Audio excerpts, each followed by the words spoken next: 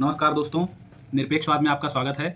जैसा कि आप सब देख रहे होंगे कि आज यूपी ट्रिपल एससी ने 2 नोटिस जारी की। एक तो 5512 वाली नोटिस जारी हुई, जिसमें जो टाइपिंग हुई थी, टाइपिंग का रिजल्ट जारी हुआ, कितने बच्चे उसमें सफल हुए, कितने असफल हुए टाइपिंग में। दूसरी नोटिस बहुत इंपॉर्टेंट लेखपाल वाली थी कि लेखपाल का जो कट ऑफ लगना था, कितने नंबर पे लगा है? क्या ये कॉमन कट ऑफ है? किस प्रकार कट ऑफ, इसे बहुत ज़ोर-शोर से माँग हुई थी कॉमन कट ऑफ की कि एक नियत नंबर पे कट ऑफ रख दी जाए और सारे बच्चे ताकि उसमें बैठ सकें एग्ज़ाम में।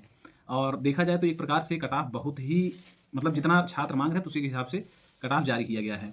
तो दोस्तों आइए थोड़ा समझते हैं कि इसमें किस प्रकार से कितने बच्चों को लिया गया है, कैसे लिया गया है, क्या इसमें अवधारणा अपनाई गई है और कितने बच्चों का इसमें हो गया है, कौन-कौन से बच्चे रह गए हैं, आगे कितने बच्चों को मौका इसमें मिल सकता है या नहीं मिल सकता है, क्या प्रावधान है, परीक्षा कब होनी है, परीक्षा में कौन-कौन से स्ट्रेटजी क्या अपनाई जाए, इसका पाठ्यक्रम क्या है, आइए एक डिटेल्ड वीडियो में हम लोग समझते हैं इसमें क्या-क्या हो सकता है।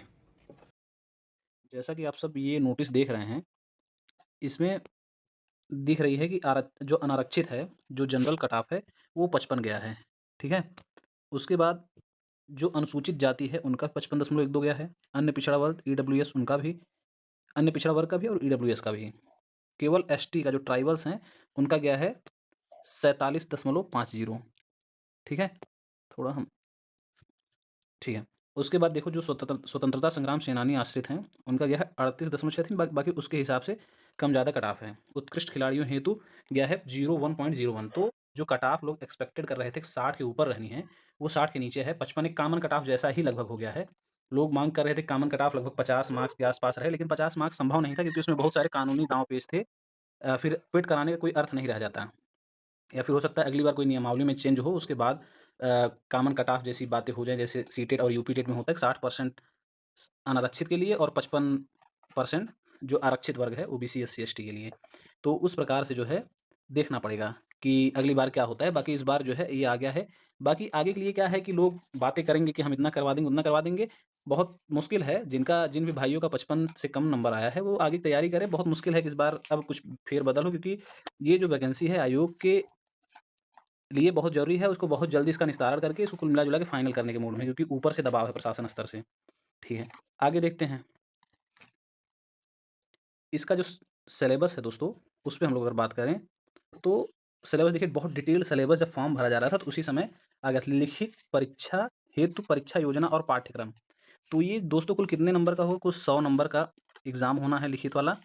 उसमें से देखिए बहुत अच्छे से डिवाइड कर दिए हैं कि 2 घंटे में 100 नंबर में क्या-क्या पूछा जाना है। तो देखिए इसे 5-5 नंबर में कुछ डिवाइड किए हैं, कुछ टॉपिक हैं 10-10 नंबर के आएँगे, एक टॉपिक 15 और एक टॉपिक 20 नंबर का आएगा। तो यूपी स्पेशल का देखिए इसमें वेटेज बहुत ज़्यादा है। भाग 3 में दिया गया है उत्तर प्रदेश राज्य से संबंधित सामान्य जानकारी, जो कि 20 नंबर का है। सबसे ज़्यादा फ़ोकस आपको इस पे करना है। उसके बाद देखिए भारत का इतिहास, सबसे पहला टॉपिक भारत का इतिहास एवं भारतीय राष्ट्रीय आंदोलन 5 नंबर का।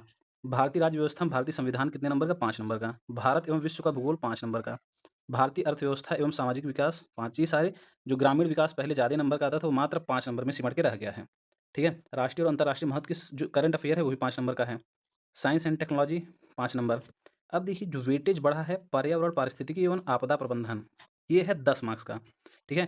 उसके बाद डीआई जो मैथ का थोड़ा-सा यहाँ पे यूज़ होगा, वो भी 10 नंबर का। सामान्य हिंदी 10 नंबर की। कंप्यूटर का वेटेज बहुत बढ़ा दिए, 15 नंबर का आपको कंप्यूटर आना ही आना है। तो आप लोग देखिए इसका डिटेल सिलेबस आप हमारे टेलीग्राम चैनल निरपेक्षवाद, अभी हम इसको लगा देंगे। अभी इसको हम डिस्क्रिप्शन में डाल देंगे, तो आप लोग वहाँ से जुड़ जाइएगा, उसमें हम डिटेल सिलेबस इसका डाल देंगे। उसके बाद देखिए आप इतना इसको वो बहुत डिटेल सिलेबस है, और सिलेबस के टॉपिक को उठाइए और वहाँ से पढ़ना शुरू कीजिए। बाकी हम अपने टेलीग्राम में आपको कुछ न कुछ नोट्स वगैरह प्रोवाइड कराते रहेंगे। आगे देखते हैं। अब कुछ दोस्तों की मतलब दोस्तों का कहना है कि परीक्षा कब तक होगा इसका।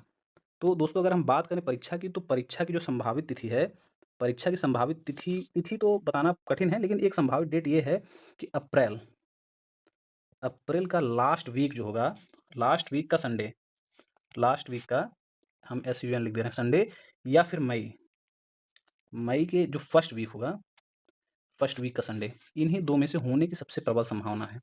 क्योंकि देखो जो उत्तर प्रदेश में जो पंचायती राज वाले चुनाव होने थे, वो भी लगभग पोस्टपोन हैं। तो अभी प्रशासन स्तर पे कोई बड़ा काम नहीं है जिससे परीक्षाएँ डिले हो जाएँ, और आयोग जो अधीनस्थ आयोग है, उत्तर प्रदेश जो अधीनस्थ आयोग है कर्मचारी वाला, ये बहुत तेज़ी से कराने के विचार में है और शासन स्तर पर बहुत दबाव है। सरकार का बहुत दबाव है, इसको जितनी जल्दी हो सके फाइनलाइज़ करना है, क्योंकि 2027 में क्या है, विधानसभा का इलेक्शन है और सरकार को दिखाना है, ज़्यादा से ज़्यादा वैकेंसी, ज़्यादा से ज़्यादा नियुक्ति पत्र दिखाना है कि हम इतना नियुक्ति पत्र बाँटे हैं। तो दोस्तों, ये सरकार की अगर आपको अपनी जो आने वाली दिवाली है, दिवाली को अच्छे से मनाना है, इस पे पूरी तरीके से समर्पित होके लग जाइए, एक नौकरी पक्की हो जाएगी, क्योंकि पदों की संख्या बहुत ठीक-ठाक है। इतना पद अन्य वैकेंसीज़ में देखने को नॉर्मली नहीं मिलते हैं। तो लगिए और कोशिश करिए कि अगर आपको पूरी तरीके से सफल होना है, श्योर होना है, तो 80 के ऊपर आप अपने आप को ले जाके रखिए। कोशिश करिए कि 100 में से 80 से ज़्यादा नंबर आएँ। बाकी अगर आपको वीडियो अच्छी लगी हो और हमसे जुड़ना है, तो आप चैनल को सब्सक्राइब कर लीजिए, बेल आइकन को दबा दीजिए और हमारे टेलीग्राम चैनल से ज़रूर जुड़ जाइए लेटेस्ट अपडेट के लिए। धन्यवाद। जय हिंद।